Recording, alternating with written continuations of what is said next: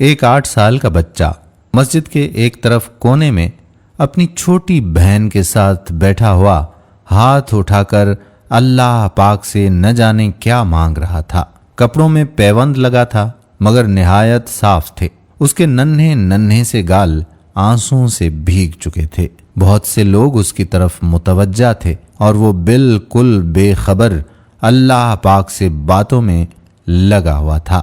جیسے ہی وہ اٹھا، ایک اجنبی نے بڑھ کر اس کا ننھا سا ہاتھ پکڑا اور پوچھا، بیٹا اللہ پاک سے کیا مانگ رہے ہو؟ اس نے کہا، میرے ابو مر گئے ہیں، ان کے لیے جنت۔ میری امی ہر وقت روتی رہتی ہے، اس کے لیے صبر۔ میری بہن ماں سے کپڑے مانگتی ہے، اس کے لیے رقم۔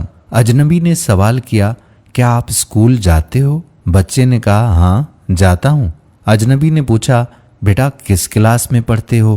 نہیں انکل، پڑھنے نہیں جاتا، ماں چنے بنا دیتی ہے، وہ اسکول کے بچوں کو فروخت کرتا ہوں۔ بہت سارے بچے مجھ سے چنے خریدتے ہیں، ہمارا یہی کام دھندہ ہے۔ بچے کا ایک ایک لفظ میری روح میں اتر رہا تھا۔ تمہارا کوئی رشتہ دار بیٹا؟ اجنبی نے پوچھا۔ اجنبی نہ چاہتے ہوئے بھی بچے سے پوچھ بیٹھا۔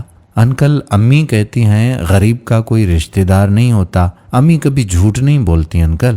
لیکن انکل جب ہم کھانا کھا رہے ہوتے ہیں اور میں کہتا ہوں امی آپ بھی کھانا کھاؤ نا، تو وہ کہتی ہیں کہ میں نے کھا لیا ہے، اس وقت لگتا ہے کہ وہ جھوٹ بول رہی ہیں۔ اجنبی کہنے لگا، بیٹا اگر آپ کو آپ کے گھر کا خرچہ مل جائے تو آپ پڑھو گے؟ بچے نے کہا، نہیں انکل بالکل نہیں، کیونکہ تعلیم حاصل کرنے والے غریبوں سے نفرت کرتے ہیں، ہمیں کسی پڑھے ہوئے نے کبھی نہیں پوچھا، پاس سے گزر جاتے ہیں۔ اجنبی حیران بھی تھا اور پریشان بھی۔ پھر اس نے کہا، ہر روز اسی مسجد میں آتا ہوں، کبھی کسی نے نہیں پوچھا، یہاں تمام آنے والے میرے والد کو جانتے تھے مگر ہمیں کوئی نہیں جانتا۔ بچہ زور زور سے رونے لگا۔ انکل جب باپ مر جاتا ہے تو سب اجنبی بن جاتے ہیں، میرے پاس بچے کے سوالوں کا کوئی جواب نہیں تھا۔ ایسے کتنے معصوم ہوں گے